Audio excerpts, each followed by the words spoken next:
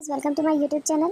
आज हम आपको बताएंगे हेपेटाइटिस बी का पम्पलेट और लिम्फलेट कैसे बनाते हैं। ये पम्पलेट बना हुआ है जो कि ऐसे फोल्ड करके रखते हैं इसको इस तरीके से। और ये है हेपेटाइटिस बी का लिम्फलेट। ये है हेपेटाइटिस बी का लिम्फलेट। इसमें सिर्फ और सिर्फ डेफिनेशन लिखी जाती है। तो सबसे पहले हम पम्पलेट को देखेंगे। पम्पलेट में सबसे पहले इसका इंट्रोडक्शन लिखा हुआ है। इंट्रोडक्शन में क्या है, हेपेटाइटिस बी एक इन्फेक्शियस वायरस डिसीज़ है जो लीवर को डैमेज करता है। इसको सीरम हेपेटाइटिस बी भी कहा जाता है। फिर इसकी स्टेजेस आती हैं। हेपेटाइटिस बी की स्टेजेस होती है, एक इंक्यूबेशन स्टेजेस होती है जिसकी ड्यूरेशन जो होती है 1 से 6 मंथ तक होती है। इसमें जो होते हैं कोई भी सिम्टम्स नज़र नहीं आते हैं। दूसरी स्टेज होती है जो प्रोडर्मल स्टेज कहलाती है। इसके अंतर्गत फीवर, फैटी, एंड्रेक्सिया जैसे लक्षण नज़र आते हैं।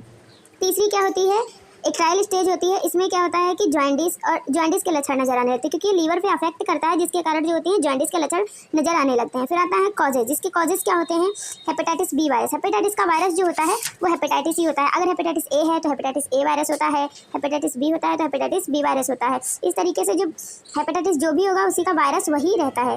फिर आते हैं मोड ऑफ ट्रांसमिशन, किन कैसे ये दूसरे में फैल सकता है। जैसे पेरेंटियल रूट में क्या होता है कि ब्लड ट्रांसफ्यूजन, अगर किसी व्यक्ति को हेपेटाइटिस बी है और वो ब्लड ट्रांसफ्यूजन कराता है तो दूसरा व्यक्ति जो होगा वो भी इन्फेक्टेड हो जाता है।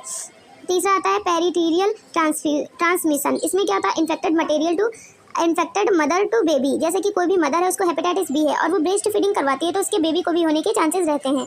सेक्सुअल इंटरकॉर्स के दौरान भी हेपेटाइटिस बी फैलने के चांसेस रहते हैं। फिर आता है इंक्यूबेशन पीरियड क्या होता है कि हेपेटाइटिस बी के सिम्टम्स कब से कब तक नजर आते हैं। जैसे 30 से 180 दिन का इंक्यूबेशन पीरियड होता है। फिर आता है इसका होस्ट फैक्टर क्या हो सकता है। होस्ट फैक्टर में इसका एज होते हैं 6 वर्ष से कम आयु के जो बच्चे होते हैं उनको ज़्यादा अफेक्ट करता है और हाईली रिस्क ग्रुप होता है।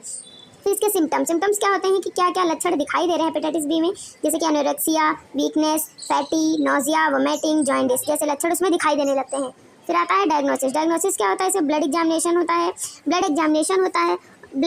होता है, लीवर फंक्शन टेस्ट होता है। फिर इसके कॉम्प्लिकेशंस होते हैं। कॉम्प्लिकेशंस में क्या होता है कि लीवर सिरोसिस देखा जाता है और लीवर फिर आता है लीवर फेल हो जाता है, वो भी इसके कॉम्प्लिकेशन में आ जाता है। हेपेटोसेल्यूलर कार्सिनोमा क्या होता है कि जो भी लीवर की सेल्स जो होती हैं उनमें जब कैंसर पाया जाता है तो उसको हेपेटोसेल्यूलर कार्सिनोमा कहते हैं। फिर इसका मैनेजमेंट देखेंगे। मैनेजमेंट में एंटीवायरल ड्रग देते हैं, जैसे एसिक्लोविर और सिम्पटोमेटिक ट्रीटमेंट देते हैं। जैसे अगर फीवर आ रहा है तो एंटीपायरेटिक ड्रग्स देते हैं, जैसे पैरासीटामॉल, एस्प्रिन।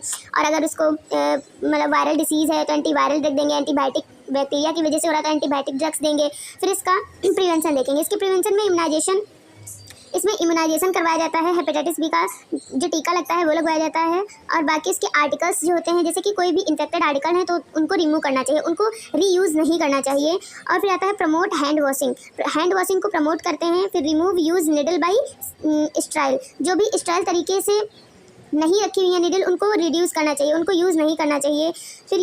फिर आता है जो भी इंटरकॉर्स मतलब सेक्सुअल इंटरकॉर्स होता है उसमें सेफ्टी यूज़ करनी चाहिए, सेफ्टी ड्यूरिंग इंटरकॉर्स। फिर आता है इसका nursing management. Thank you guys. फिर इसका आता है हेपेटाइटिस बी का लिम्फलेट के अंतर्गत सिर्फ इसकी डेफिनेशन लिखी हुई है जो कि इंट्रोडक्शन से मैच ही होती है। जैसे हेपेटाइटिस बी एक वायरल इन्फेक्शियस डिसीज़ है जो हेपेटाइटिस बी वायरस के कारण होती है या लीवर में स्वेलिंग उत्पन्न करती है। Thank you.